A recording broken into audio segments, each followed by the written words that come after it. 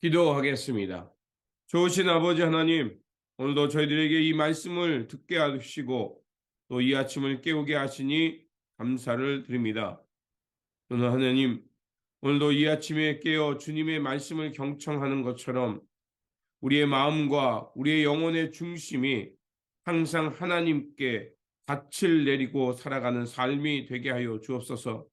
결단코 하나님 아닌 것을 하나님처럼 여기지 않게 하시고 또 우리의 어려움을 이기기 위해 다른 것을 의존하며 또 다른 힘을 향해서 나아가는 그런 어리석은 삶이 되지 않게 하여 주옵소서.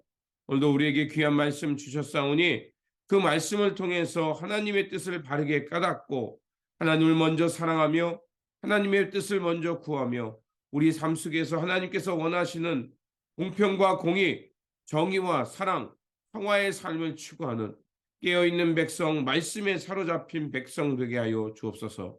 우리 구주 예수 그리스도의 이름으로 기도드립니다. 네. 오늘 우리에게 주신 말씀은 호세아서 14장, 본문 읽기는 14장 1절에서 9절입니다. 이스라엘아, 주 너희 하나님께로 돌아오너라.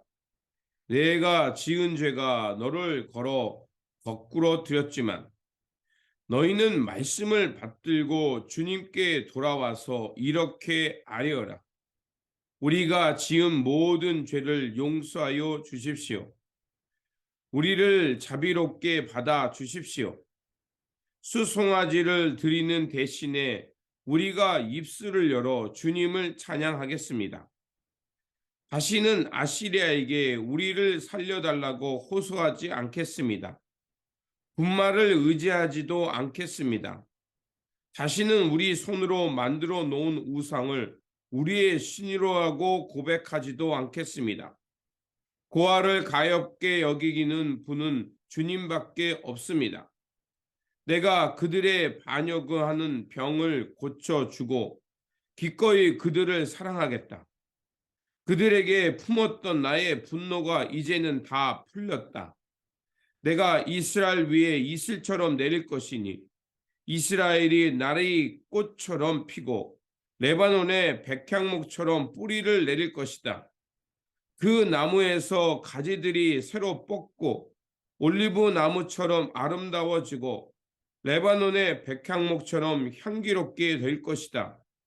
그들이 다시 내 그늘 밑에 살면서 농사를 지어서 곡식을 거둘 것이다.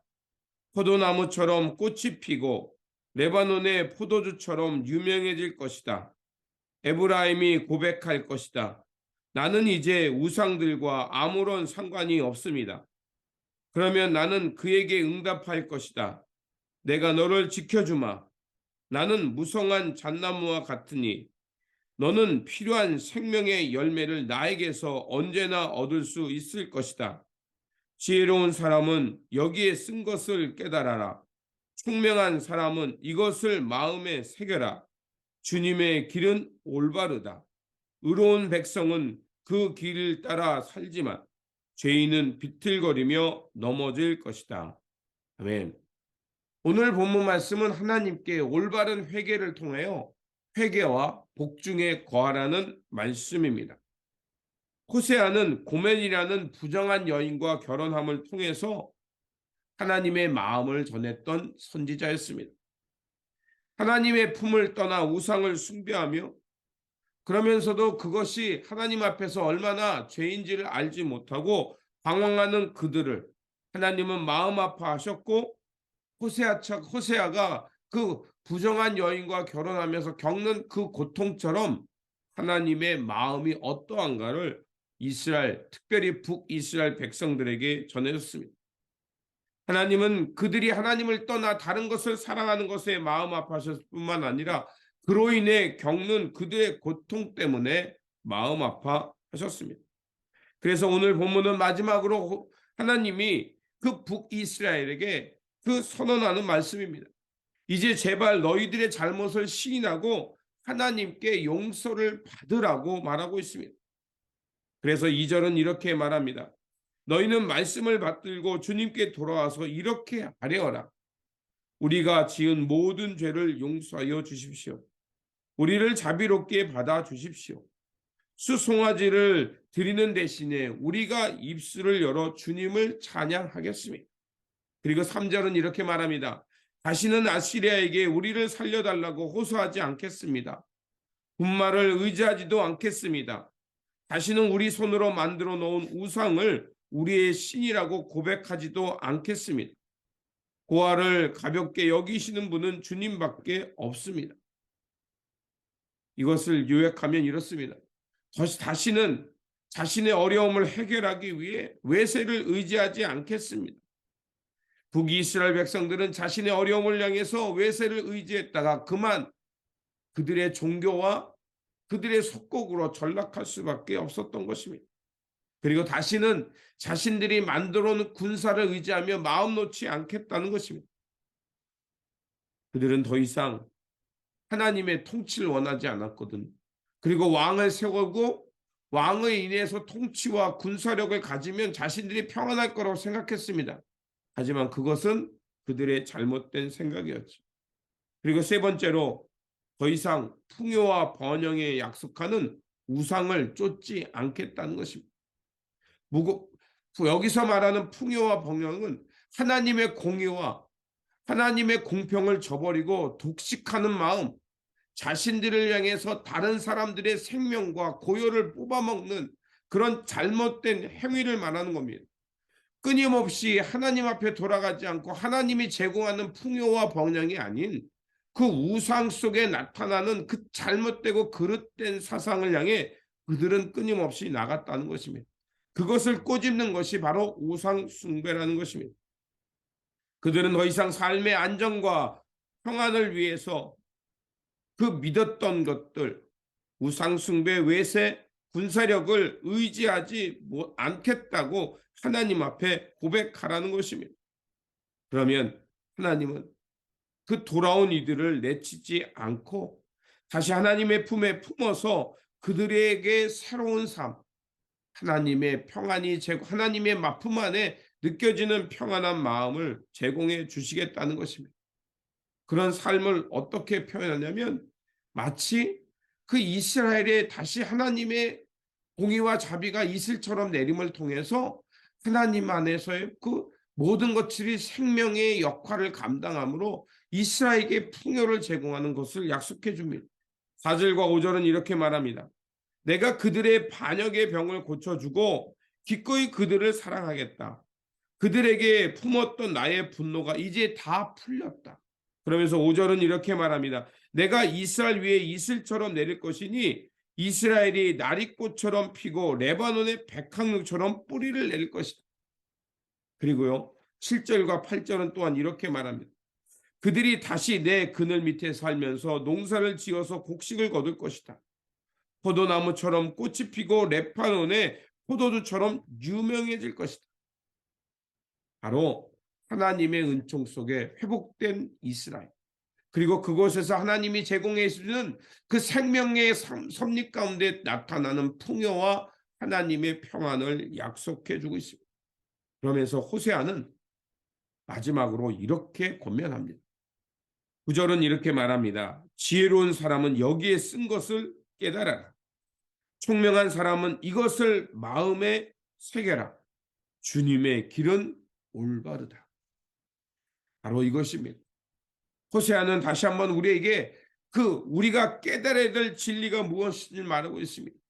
바로 하나님께 의지하며 하나님을 향해 돌아갈 때 바로 우리에게 참 생명과 하나님이 주시는 그 하나님의 창조의 섭리 가운데 제게 주시는 평안과 번영 그리고 하나님의 생명이 있다는 것을 말하고 있습니다. 인류의 고질적인 질병이 무엇입니까? 끊임없이 하나님을 향해 나아가는 하나님을 안다라고 얘기하지만 하나님의 뜻과 전혀 상관없이 살아가는 것입니다. 창세기가 말하는 것처럼 인류의 반역의 역사를 우리에게 가르쳐주고 있습니다. 하나님의 에덴 동산을 파괴했고 하나님의 명령보다는 자신의 욕망을 사랑하며 숭배했습니다. 그런 병에서 벗어나는 길은 무엇일까요? 사도 바울도 로마서 7장에서 이렇게 말합니다. 그는 하나님을 향해 열심히 살았고 누구보다도 하나님의 영광을 향해 헌신했던 사람임에도 불구하고 여전히 자신의 내면 속의 어두움과 하나님의 뜻을 향해 살지 않는 고질적인 그 불순종의 마음을 보았던 겁니다. 그래서 고뇌하며 그는 이렇게 말합니다. 나는 내가 하는 일을 도무지 알 수가 없습니다. 내가 해야겠다고 생각하는 일을 하지 않고 도리어 해서는 안 되겠다고 생각하는 일을 하고 있으니 말입니다. 이 짧은 말 속에 그는 그의 어두움을 응시했습니다. 그리고 그 어두움을 보자 그는 소스라치게 놀리며 자신의 얼마나 타락한 존재인가, 결코 하나님을 향해 나아갈 수 없는 존재임을 깨달았습니다. 그래서 그는 고뇌하며 이렇게 말합니다. 나는 비참한 사람입니다. 누가 이 죽음의 몸에서 나를 건져 주겠습니까? 라고 말하며 탄식했습니다. 그가 이렇게 탄식하며 어두움에 있을 때 그는 하나님의 은총을 발견하게 됩니다. 그런 어두움 속에 찾아오시는 하나님, 성육하시는 하나님, 그 신이신 하나님께서 인간의 몸을 입고 그 어리석음과 어둠에 갇혀 어찌할 줄 모르는 그 고뇌하는 인간을 찾아오시는 것이 바로 예수 그리스도의 성육신의 사건입니다. 그리고 사도 바울은 그런 자기를 찾아오셔서 자기를 아무 말 없이 바라보시고 품어주시는 하나님의 자비를 깨닫습니다. 그래서 그 어두운 시면 속에서 그는 하나님의 인애와 자비를 보고 이렇게 고백합니다. 우리 주 그리스도를 통하여 나를 건져주신 하나님께 감사를 드립니다. 하나님은 예수 그리스도를 통해서 우리의 고질적이고 병들었던 마음을 고쳐줍니다. 그리고 하나님께 돌아가 하나님의 사랑에 고백하는 사람으로 바꾸어 주십니다. 하나님이 우리를 찾아오셔서 우리를 씻어주시고 우리를 다시 사랑의 마음으로 품어주셨기에 우리가 하나님의 사랑과 은총을 깨닫고 새롭게 살아갈 수 있는 것입니다. 호세아가 말한 것처럼 이 하나님의 뜻과 마음을 깨달아 마음에 새기라는 것입니다. 그럴 때 우리는 하나님께서 우리에게 자비로와 은혜로 우리를 위해 마음을 쓰다듬어 주시고 그리고 끊임없이 불순종했던 그 마음을 고쳐주셔서 하나님의 사람으로 하나님께서 원하시는 새 역사로 살아갈 수 있게 하시겠다는 것입니다. 그러므로 다시 한번 우리 안에 있는 허영심, 세상에 대한 집착, 또 자기 의를 끊임없이 추구하며 하나님께 불순종했던 그 마음이 혹시 있는 것은 아닌지 잘 살피고서 호세아가 우리에게 권면한 것처럼 6장 3절에 그러므로 우리가 여호와를 알자, 힘써 여호와를 알자. 그의 나타나심은 새벽빛같이 어김없나니 비와 같이 땅을 적시는 늦은 비와 같이 우리에게 임하시리라. 바로 이 말씀을 생각하며 우리 삶의 자리에서 무엇을 하든지 하나님을 알고 힘써 알아감을 통해서 하나님의 뜻을 따라서 오늘도 새롭게 살아가는 하나님의 생명의 역사를 향해 살아가는 저와 여러분들이 되시기를 주님의 이름으로 축원드립니다. 기도하겠습니다. 자비와 용서의 하나님, 하나님께 돌아갈 때만이 참 행복과 영생의 삶이 있음을 호세아는 다시 한번 우리에게 권면해 주었습니다. 호세아를 통해서 다시 한번 주님의 마음을 깨닫게 하셨사오니 주님의 애타는 마음을 깨닫고 주님께 돌아가 참 생명과 참 평안을 얻는 삶이 되게 하여 주옵소서. 무엇보다도 여호와를 힘써 알게 하여 주시고 주님의 품에 들어가서 우리 안에 있는 어두움과 허영심, 자기 의와 하나님 아닌 것을 사랑했던 그 교만들을 떨쳐버리게 하여 주시옵소서. 그 악의 고리에서 끊어주셔서 하나님께서 이끄시는 참 생명과 평안과 하나님 나라의 의를 사모하며 살아가는 그런 하나님의 거룩한 백성, 하나님 앞에 사로잡혀서 새 역사를 향해 살아가는 백성 되게 하여 주옵소서. 오늘도 우리에게 새 날을 주셨사오니 이 날을 주님의 뜻과 영광을 향해 살아가는 주님의 백성이 되도록 지켜 주시옵소서. 우리 구주 예수 그리스도의 이름으로 기도드립니다. 아멘.